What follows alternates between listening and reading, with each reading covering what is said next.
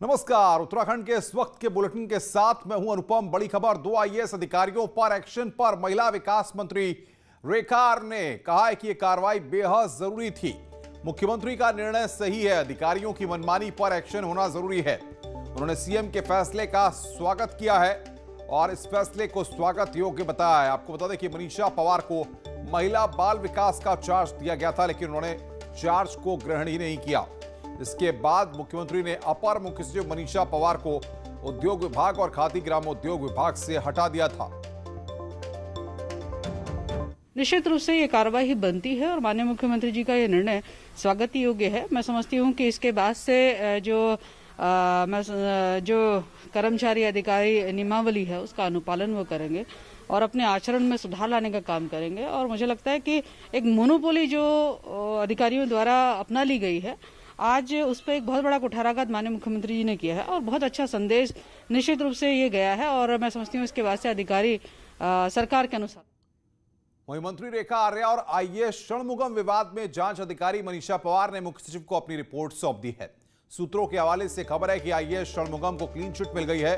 हालांकि मुख्य सचिव 1-2 दिन में सीएम को रिपोर्ट सौंपेंगे। जांच रिपोर्ट पर मुख्य सचिव ने कुछ भी बोलने से इंकार कर दिया है। सीएम ने मामले की जांच के आदेश दिए थे।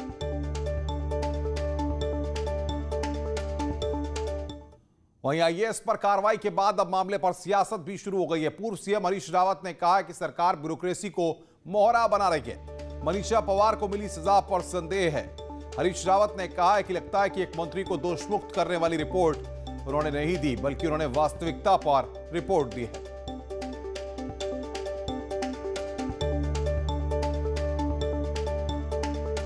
और बातचीत करने के लिए दीपांकर भट्ट हमारे संवाददाता हमारे साथ सीधे जुड़ रहे हैं। दीपांकर, सियासी माहौल बनने में देर नहीं लगती और आईएएस के मसले पर भी अब सियासी माहौल गरमाया हुआ है। बिल्कुल अनुपम, जिस तरीके से कल मनीषा पवार से उद्योग विभाग हटाया गया और वो खुद महिला बाल विकास मंत्री और जो उनके निदेशक थे षणमुगम उस विवाद की जांच भी कर रही थी। उसके बाद उन्हीं को कहा गया कि आप इस विभाग की अपर मुख्य सचिव होंगी, लेकिन उन्होंने चार्ज नहीं लिया। फिर उनसे उद्योग विभाग हटाया गया और आज जो खबर हमने सुबह दिखाई कि अब रिपोर्ट तैयार होकर उन्होंने मुख्य सचिव को सौंप दी है। और जो खबर हमने बताई थी कि उसमें कहीं ना कहीं अधिकारी को दोष मुक्त करार दिया गया, ये सूत्रों के हवाले से खबर है। लेकिन हरीश रावत जो पूर्व मुख्यमंत्री हैं, उनका यह कहना है कि ये जो रिपोर्ट दी गई है इसमें अधिकारी को दोष मुक्त करना ही रेखा आर्य को समझ नहीं आ रहा और इसीलिए रेखा आर्य इस बात को सही मान रही है कि आईएएस अधिकारी पर कार्रवाई हुई है। और हरीश रावत जब पूछा गया कि रिपोर्ट अभी सार्वजनिक नहीं हुई है तो आपको कैसे पता लगा कि इसमें दोष मुक्त दे दिया गया अधिकारी को, तो हरीश रावत का यह कहना था कि हमने इतने वर्षों में घुइयां नहीं छीले, यानी हमने अपना टाइम खाली वेस्ट नहीं किया। हमारे पास पुख्ता जानकारियां हैं कि अधिकारी को दोष मुक्त रिपोर्ट में दे दिया गया है। हालांकि अनुपम, खास बात यह है कि अभी रिपोर्ट मुख्यमंत्री को सौंपी जानी है और रिपोर्ट का भी सार्वजनिक होना बाकी है। लेकिन सवाल यहां पर यह, क्या हरीश रावत इस पूरे मसले का पॉलिटिकल माइलेज देने के लिए मनीषा पवार के समर्थन में खड़े होने की कोशिश कर रहे हैं?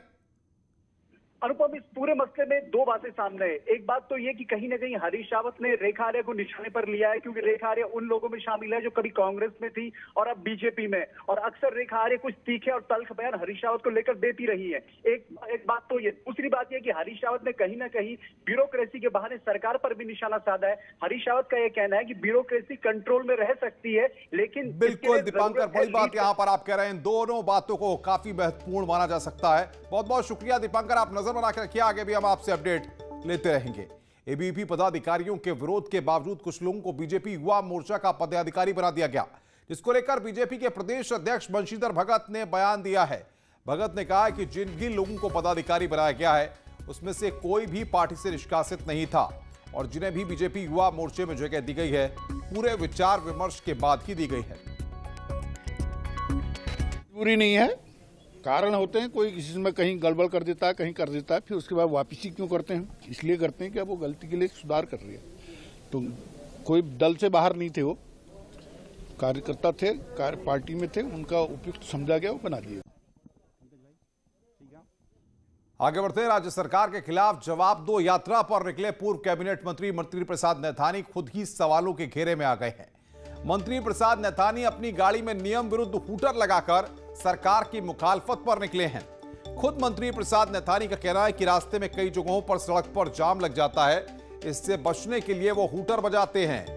कांग्रेस पार्टी इस समय वहां पर सत्ता में नहीं है, लेकिन उनके नेताओं के सिर से वीआईपी स्टेटस का कल्चर नहीं उतर रहा है। हालांकि नथानी ने गाड़ी में हूटर लगाने को नियम विरुद्ध नहीं मानते हैं। आपको बता दें कि हाईकोर्ट ने मुख्यमंत्री, मंत्री और वीआईपी को छोड़कर किसी की भी गाड़ी में हूटर न लगाने के आदेश दिए हुए हैं। तो ऐसे इसलिए नहीं लगा है कि वो हमने किसी सायरन के रूप में यूज करना है, वो तो इस वजह से लगा है कि वहाँ पर जैसे कहीं पे हमने बीच में देखा कि कई जगह जाम वाम की स्थिति आई, तो वहाँ पर हमने उसका यूज किया। बाकी ऐसा नियम विरुद्ध मैं नहीं मानता, उसमें हमने कोई उल्लंघन, आप हंस तो रहे हैं, मुस्कुरा तो रहे हैं, लेकिन उसका कोई नियम विरुद्ध वैसी बात नहीं है। और बातचीत करने के लिए शैलेंद्र रावत हमारे संवाददाता रुद्रप्रयाग से फोन लाइन पे हैं। शैलेंद्र, मंत्री प्रसाद नैदानी एक तो नियम तोड़ते हैं, गलत करते हैं, उसके बाद ये कहते हैं कि मैंने कुछ गलत नहीं किया, खुद ही अपनी सफाई भी रख रहे हैं। जी बिल्कुल, बड़ा सवाल जो है ये खड़ा होता है कि कई महत्वपूर्ण पदों पर जो हैं वो रहे हैं, दो बार जो है मंत्री रहे हैं, लेकिन जो है उन्हें खुद जो है इस बात का पता नहीं है कि जो है जो हूटर वो लगा रहे हैं वो जो है नियम विरुद्ध है या नहीं है। अभी जो है जो निर्देश, जो कोर्ट के निर्देश हैं उसके अनुसार जो है केवल आवश्यक सेवाओं में ही जो है हूटर का प्रयोग किया जा सकता है, और इस समय जो है वो किसी सरकारी पद पे भी नहीं बैठे हैं और कोई आवश्यक सेवा भी उनके पास नहीं है, केवल गाड़ी में हूटर उनके द्वारा लगाया जा रहा है। और बकायदा बचाए उनके द्वारा जो है ये बताया गया कि जहाँ पे जाम की समस्या होती है वहां पर वो हूटर बजाते हैं। तो बड़ा जो है नहीं शैलेंद्र, सवाल यह होता है कि क्या रुतबे में कोई कमी नहीं आनी चाहिए, चाहे भले ही हम सत्ता में नहीं हैं, कांग्रेस पार्टी से हैं, रुतबे में कोई कमी नहीं आए, बाजार में निकले, चौराहों पर निकले तो हमारा हूटर बजी गाड़ी निकलनी चाहिए, जाम बिल्कुल खुल जाना चाहिए, ये रुतबा चाहते हैं क्या मंत्री प्रसाद नैथानी? बिल्कुल, बड़ी बात यही है कि जिस तरह से जो है इस समय वो जो अपने राजनीतिक मिशन पर निकले हैं और जो है जिस समय जवाब दो यात्रा जो है वो सरकार के खिलाफ निकाल रहे हैं, लेकिन खुद जो है उनके पास इस बात का कोई जवाब नहीं है कि जो है वो जो है नियम विरुद्ध जो है हूटर बजा रहे हैं और उससे जो है कई तरह की परेशानी लोगों को होती है। जो वीआईपी कल्चर है वो जो है सड़कों पर उनका दिख रहा है, और इस समय क्योंकि जो है पिछली सरकार में वो महत्वपूर्ण जो है कैबिनेट मंत्री के पद पर थे, और वो जो सत्ता का जो गुबार है वो जो है अभी तक उसका मोह जो है उनसे त्यागा नहीं जा रहा है। बहुत बहुत शुक्रिया शैलेंद्र हमारे साथ जुड़ने के लिए और अपडेट देने के लिए। शैलेंद्र रावत तरह की वीआईपी मोह नहीं छोड़ पा रहे हैं मंत्री प्रसाद नैथानी। आगे बढ़ते, टिहरी में जिला पूर्ति अधिकारी द्वारा राशन कार्ड आधार से नहीं लिंक होने के चलते बड़ा एक्शन लिया गया है। करीब 18,000 राशन कार्ड को कैंसिल कर दिया गया है और आगे भी ये प्रक्रिया जारी रहने की बात कही जा रही है। टिहरी जिले में करीब 1,57,205 राशन कार्ड हैं और विभाग द्वारा लंबे समय से राशन कार्ड को आधार से लिंक किए जाने को लेकर अभियान चलाया जा रहा था, लेकिन लोगों द्वारा लापरवाही बरतने पर आधार से लिंक नहीं होने वाले राशन कार्डों को कैंसिल करने की प्रक्रिया शुरू कर दी गई है। हालांकि जिला पूर्ति अधिकारी का कहना है कि यदि लोग अपने सभी डॉक्यूमेंट और आधार लेकर ऑफिस पहुंचते हैं तो फिर से उनके राशन कार्ड को ऑनलाइन किया जाएगा। तरफ से भी एक one nation one ration card का एक प्रक्रिया चलाई जा रही है, जिसकी पहली प्राथमिकता यही है कि 100% हमारे जो राशन कार्ड है वो आधार सीडेड हों। तो उसी को ध्यान में रखते हुए हमारे विभाग द्वारा तकरीबन 18,000 राशन कार्ड ऐसे जिनमें आधार सीडिंग नहीं हुई थी, एक भी यूनिट ऐसी नहीं थी जिसमें आधार से जुड़ा हुआ है, उनको डिलीट किया गया। आगे भी प्रक्रिया हम चाहेंगे कि कंटिन्यू रहे, अगर लोग आधार कार्ड जमा नहीं कराएंगे तो उनके आधार कैंसिल किए जाएंगे। खबर कोटद्वार से, जहां पर मदरसे के मौलाना पर युवती को ब्लैकमेल और बलात्कार के मामले में पुलिस ने मामला दर्ज कर जांच शुरू कर दी है। दरअसल ग्रास्टनगंज इलाके में मौजूद मदरसे की पूर्व छात्रा ने मौलाना और उसके एक साथी पर 5 साल से शारीरिक शोषण किए जाने के आरोप लगाए हैं। हालांकि पुलिस ने पहले मामला उत्तर प्रदेश के बिजनौर का बताते हुए मामले को दर्ज नहीं किया था, लेकिन एसएसपी के निर्देश के बाद मामला दर्ज कर लिया गया है और मामले की जांच तेज कर दी है। तो इसमें मुकदमा पंजीकृत कर लिया गया है और टीमें बना दी गई हैं। अभियुक्त की गिरफ्तारी होती, क्योंकि अभियुक्त यहाँ पर नहीं है, फरार चल रहे हैं, तो जल्दी अभियुक्त को गिरफ्तार कर आवश्यक वैधानिक कार्रवाई अमल में लाई। खबर रुड़की से है, जहां पर शहर और देहात क्षेत्रों में फर्जी दस्तावेज वाला गिरोह इन दिनों लगातार सक्रिय नजर आ रहा है। आपको बता दें कि फर्जी दस्तावेजों के आधार पर ड्राइवर लाइसेंस और सिम कार्ड लेने का मामला लगातार सामने आ रहा है, जहां पर पिछले दिनों ट्रक का फर्जी तरीके से रजिस्ट्रेशन करने के आरोप में 2 लोग गिरफ्तार किए गए। वहीं पुलिस भी अब गिरोह और विभागों पर नजर रख रही है। और पुलिस टीम बनाकर मामले की जांच पड़ताल की जा रही है ताकि गिरोह को जल्दी से जल्दी पकड़ा जा सके।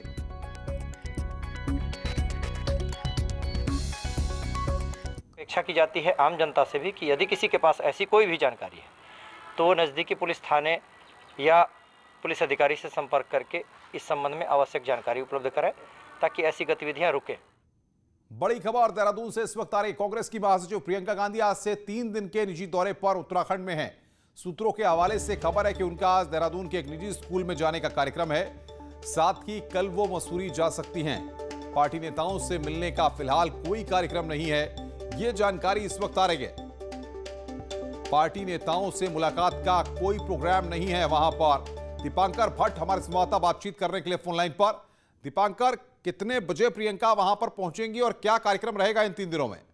अनुपम, जो खबरें हमारे पास हैं फिलहाल तो ये अभी पूरा प्रोग्राम क्लियर नहीं है क्योंकि निजी दौरा है प्रियंका गांधी का, पर उम्मीद है यानी कि 3 बजे तक वो देहरादून पहुंच सकती है। उसके बाद यहाँ प्राइवेट स्कूल में उनके विजिट करने का कार्यक्रम है जिसे पूरी तरह से प्राइवेट कार्यक्रम रखा गया है। उसके बाद कल वो मसूरी का दौरा कर सकती है, पर आज, कल और परसों यानी 3 दिन वो उत्तराखंड में रहेंगी और परसों दिल्ली वापस लौटेंगी। हालांकि पार्टी के जो प्रदेश कार्यकर्ता और जो बड़े नेता है फिलहाल उनको इसकी जानकारी नहीं दी गई है और न उनसे मुलाकात का कोई कार्यक्रम रखा गया। अनुभव, प्रियंका अकेले आ रही है या परिवार के साथ आ रही है, संदर्भ में कोई जानकारी मिल पा रही है? फिलहाल जो जानकारी है वो ये है कि प्रियंका गांधी और रॉबर्ट वाड्रा ये 2 लोग होंगे, सिर्फ हस्बैंड वाइफ, और इसका बच्चे भी उनके यहाँ पर इस वक्त नहीं आ रहे क्योंकि कोरोना की जिस तरह की स्थितियां चल रही है। लेकिन प्रियंका गांधी और उनके हस्बैंड का एक निजी दौरा, हालांकि पहुंचने पर पता लगेगा कि रॉबर्ट वाड्रा साथ होते हैं या नहीं होते। लेकिन दीपांकर, अक्सर देखते हैं जब प्रियंका कहीं जाती हैं तो कांग्रेस के कार्यकर्ताओं को पहले से चीजों की इंफॉर्मेशन रहती है। क्या ये माना जाए, जिस तरीके से आप एक निजी दौरा बता रहे हैं, क्या उत्तराखंड के घूमने के लिए, मसूरी को घूमने के लिए भी प्रियंका वहां पर आ सकती हैं, ऐसा भी माना जा रहा है? बिल्कुल, जिस कांग्रेस के नेताओं से जो हमारी बातचीत हुई है, जो सूत्रों से बात की, उनका यही कहना है कि उनको इस बारे में कोई जानकारी नहीं दी गई है। न एयरपोर्ट में रिसीविंग के लिए कोई नेता जाने वाला है, न उनसे फिलहाल मुलाकात का कोई कार्यक्रम है। और जो क्लोज लोग हैं जो देहरादून में रहकर कांग्रेस के नेता हैं, जो प्रियंका गांधी के टच में रहते हैं अक्सर, वो किसी को भी इस कार्यक्रम से... दीपांकर, आप नजर बना के रखिए, आगे भी हम आपसे अपडेट लेते रहेंगे। तो बड़ी खबर है कि प्रियंका गांधी उत्तराखंड के 3 दिवसीय दौरे पर आ रही हैं। निजी दौरा बताया जा रहा है, लेकिन कांग्रेस के नेता कुछ भी बोलने को तैयार नहीं है। खबर खटीमा से, जहां पर कोतवाली पुलिस को वाहन चोरी के मामलों में बड़ी सफलता मिली है। पुलिस ने वाहन चेकिंग के दौरान एक चोरी की बाइक के साथ एक वाहन चोर को गिरफ्तार किया है। वाहन चोर की निशानदेही पर पुलिस ने चोरी की 4 बाइकों को बरामद किया है। पुलिस के मुताबिक पकड़ी गई चोरी की बाइकों में 3 के मुकदमे खटीमा में हैं। एक चोरी की बाइक का मामला सितारगंज कोतवाली में दर्ज किया गया है।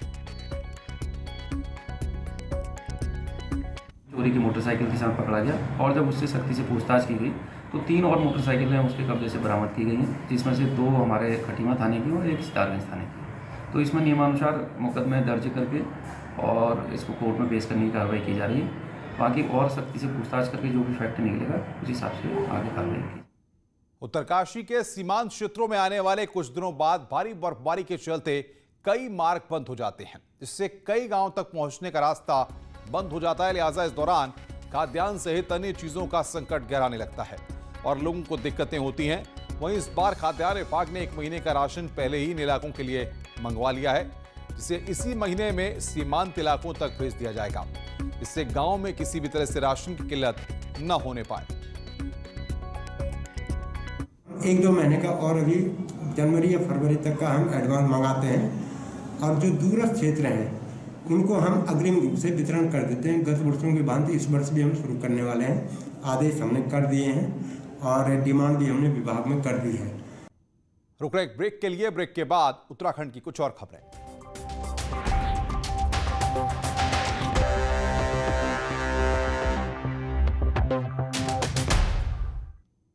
स्वागत है। ब्रेक के बाद खबरों का सिलसिला आगे बढ़ाते हैं। खटीमा नगर पालिका में चेयरमैन और ईओ के बीच चल रही गुटबाजी पर अब राजनीति शुरू हो गई है। इस बात का अंदाजा इस बात से लगाया जा सकता है कि चेयरमैन के दखल के बाद नगर पालिका ईओ धर्मानंद शर्मा को हाई कोर्ट तक जाना पड़ा था। कांग्रेस ब्लॉक अध्यक्ष ने चेयरमैन और ईओ के विवाद को नगर पालिका क्षेत्र में विकास कार्यों को रोकने का आरोप लगाया है। तो वहीं गुरुवार को आत्मदाह करने वाले सभासद ईओ पर वार्डों में सफाई नहीं कराने का आरोप लगा रहे हैं। इतना ज़्यादा विवाद है इन लोगों के बीच में, अगर चेयरमैन कोई चीज़ को साइन करके अगर ईओ के पास भेजती है तो ईओ उस चीज़ को वहीं पर रोक देते हैं और उसको आगे नहीं बढ़ने देते। और ईओ और चेयरमैन की लड़ाई से जो है विकास कार्य बिल्कुल ठप हो चुके हैं। मेरे वार्ड में कर्मचारी नहीं भेजे जा रहे नगर पालिका द्वारा। मैंने बार बार आग्रह किया माननीय ईओ साहब से, चेयरमैन साहब ने आदेश भी किया उसने कि वार्ड में कर्मचारी भेजे जाएं। त्योहारी सीजन के मद्देनजर जिला खाद्य सुरक्षा विभाग पौड़ी जनपद में छापेमारी में जुटा हुआ है। जांच टीम ने खाद्य सामग्री की दुकानों में छापेमारी कर जांच के लिए सैंपल लिए हैं। जिले में अब तक लिए गए सैंपलों में 10 सैंपल जांच में फेल पाए गए हैं, जबकि 4 दुकानदारों पर मुकदमा दर्ज किया गया है। तक हमने 15 सैंपल अब तक इस अभियान के तहत त्योहारी सीजन को देखते हुए संग्रहित किए हैं, और जो पिछले साल की रिपोर्ट थी उसमें अभी तक 10 सैंपल हमारे फेल होके आए हैं, जिसमें 4 में वाद दायर हो गए और 6 जो सैंपल हैं उन पे कार्रवाई चल रही है। दुश्मन पर सटीक निशाना साधने के लिए देहरादून ऑर्डिनेंस फैक्ट्री ऐसे उपकरण तैयार कर चुकी है जो अब तक विदेशों से खरीदे जाते थे। साथ ही इनकी लागत 20% तक कम आती है। आत्मनिर्भर भारत की दिशा में कैसे भारतीय सेना के लिए तैयार हो रहे हैं ये इक्विपमेंट्स, देखिए जरा। आत्मनिर्भर भारत के तहत 13 ऐसे प्रोडक्ट देहरादून ऑर्डिनेंस फैक्ट्री बना चुकी है, जिसके लिए अभी तक रूस और इजराइल पर सेना को निर्भर रहना पड़ता था। इनमें सबसे खास है पहला भीष्म टैंक का मजल बोर साइट और दूसरा 7.62 mm की असॉल्ट राइफल के लिए टेलीस्कोप। इन डिवाइस को पूरी तरह स्वदेशी तकनीक से बनाया गया है, जो हमारे सैनिकों को एकदम सही निशाना लगाने में मददगार होंगे।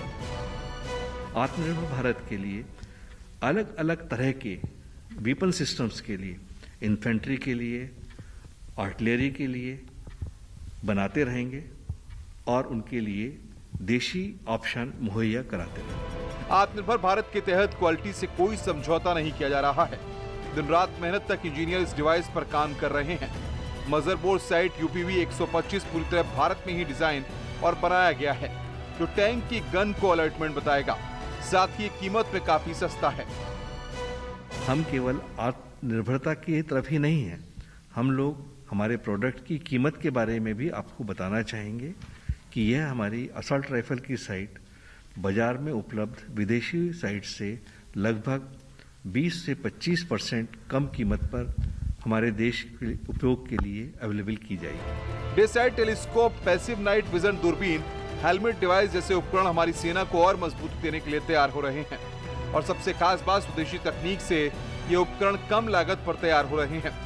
न्यूज़ 18 के लिए देहरादून से भारती सकलानी की रिपोर्ट। नैनीताल में मछलियों से ही झीलों को साफ और स्वच्छ करने की पहल शुरू की गई है, जिसके लिए पंतनगर विश्वविद्यालय और सिंचाई विभाग के बीच में MOU साइन किया गया है।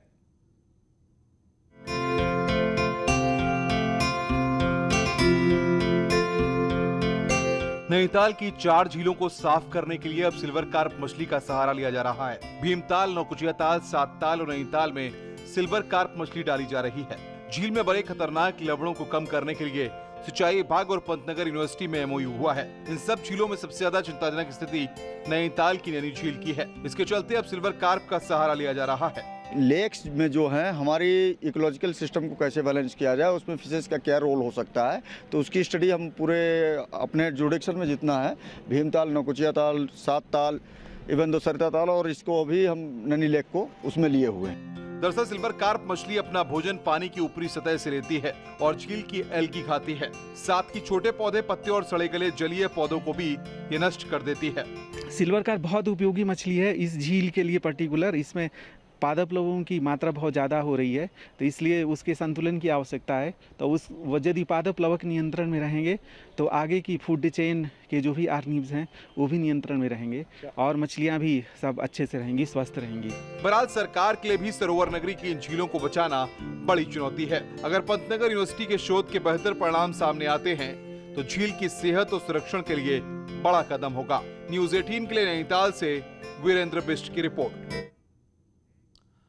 उत्तराखंड के पर्यटन के क्षेत्र में आने वाले सालों में तेजी से तस्वीर बदलने वाली है। सालों से इंफ्रास्ट्रक्चर की राह देख रहे टूरिज्म हब ऋषिकेश को अब जल्द ही कन्वेंशन सेंटर की सौगात मिलने जा रही है, जिससे उत्तराखंड देश के मेट्रो सिटीज को मात दे सकेगा। ऋषिकेश में विधानसभा अध्यक्ष प्रेमचंद अग्रवाल ने बताया कि कन्वेंशन सेंटर में 3 5 स्टार होटल, तो कॉन्फ्रेंस हॉल, यो गंगा लाइन बनेगी, जिससे यहां आने वाले पर्यटकों को विश्व स्तरीय सुविधाएं मिल पाएंगी। साथ ही लोगों में रोजगार को लेकर भी एक उम्मीद जगी है।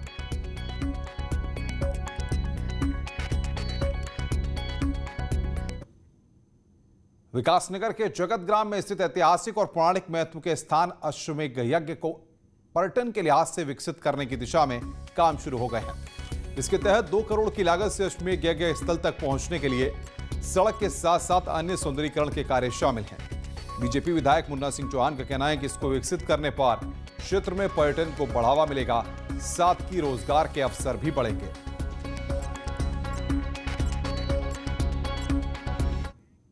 खबरों का सिलसिला लगातार जारी है। फिलहाल इस बुलेटिन में इतना ही। नमस्कार।